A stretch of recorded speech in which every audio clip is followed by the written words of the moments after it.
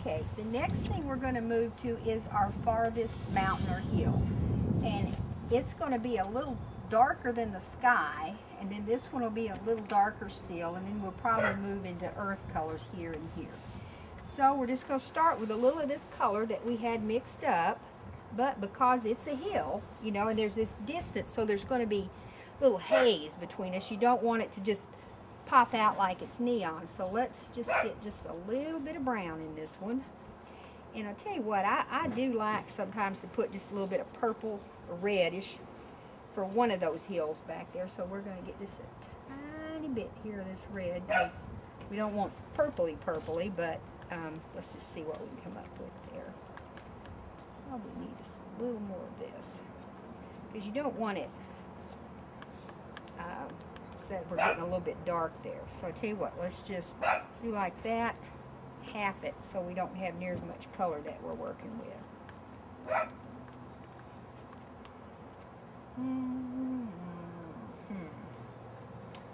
don't know, I think I want it just a little bit lighter than that. No, get it like, I'm still thinking we're looking more like the closer one. So I'm going to start over there. White. Remember, it's lighter to darker, so you're just going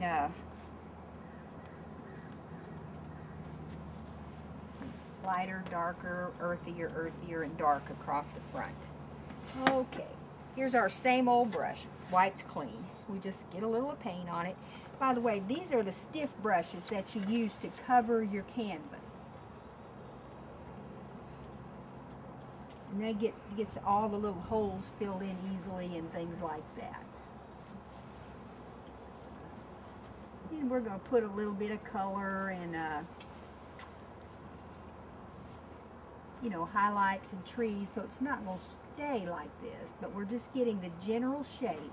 And I like to get my canvas totally covered on the first day, and then I like to work on dry paint. So that's all we're doing today, is we're covering the canvas entirely, and then it'll be dry, and then we'll fill in the details and finish our lesson, or finish up our painting, probably 2 lessons after this one. Because I mean, you can work wet on wet, but I just don't really like to do that. Your colors mix. Okay, that's mountain number 1. And so this one will be a little darker. So we get back here. Let's see what all we've got here. This was darker, wasn't it? Let's just put a little more brown and see how we're doing there. Whoops, there's some red right there.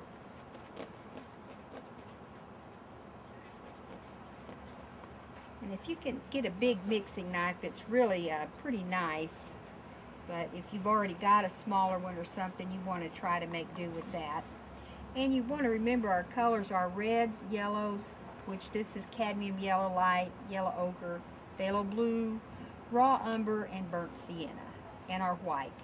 And I just suggest you try to use those colors, but if you're using something else, try to consistently use that shade, because you can mix your colors a little more consistently that way. Let's see. Quite a bit difference there. So I mean, you don't want a drastic difference, but you want to just be able to see the difference. And remember, you gradually get darker as you come to the front.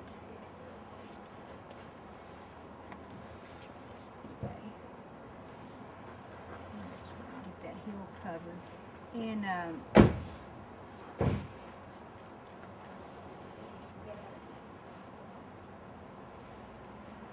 you decide your paint's not going on smoothly enough, you can always stop and thin it a little bit more with just some Winsor Newton paint thinner, probably like half linseed oil, half turpentine is a good mix if you want to make your own. And try to get kind of smooth there. It doesn't have to be smooth, but you see how this one kind of comes across. When the paint's dry, we might even put a little peak right in there if we want to. We could.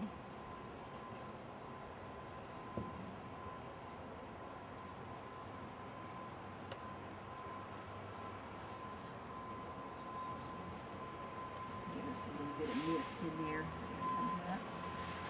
Okay, now we're going to move down here to the ground, and we'll be putting trees in and things, so don't worry, it'll turn out that it looks like something. Okay, now remember, our goal today is just to get our canvas covered. So we're going to work on our ground here and put probably darker than this, then a little lighter, like maybe where the sun is, and then some darker in the front. And we'll just start with the same pile of paint we were using. Let's just turn it into a little more dirt color, which is a little more raw umber.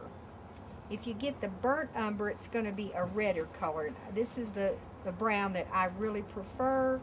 A lot of people use Van Dyke brown, but I would just say stick with the one that you choose from the start, so you'll be a little better at your color mixing. Let's see. I think that's a noticeable difference in brown, and still enough blue in it to pull it further away from the eye.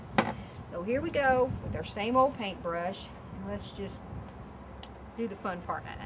Get it full, and then you just start to paint. And if you see here, I put the fence in. We're going to paint over the fence. That was just to kind of give you an idea of how that worked. And we'll be putting the fence back.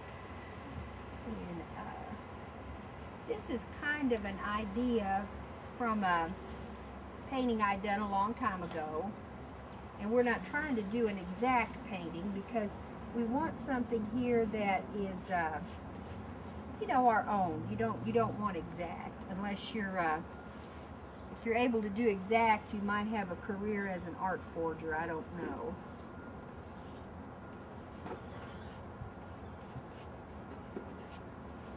And when this is dry, we're going to do some trees across in here. But this is just basically the way you do this.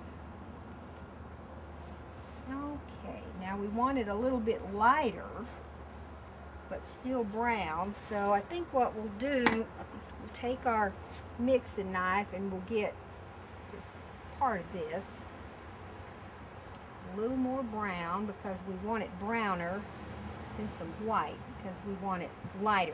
You know, we're taking a little of the blue out because as it gets closer, that's just the way it works. The browns show up more and the blues aren't really dominant like they are in the background. And that still is not quite what I'd like. Let's get a little of this yellow ochre in there. That's going to be a favorite color. You use that by the quart almost. The two colors you use the most are going to be yellow ochre and white.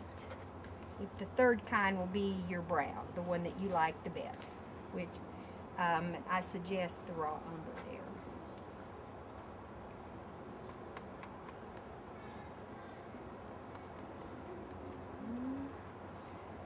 Get another glob of white and go with a little bit lighter spot. Don't worry about the colors mixed up because you probably find somewhere else to put them in the painting. Okay.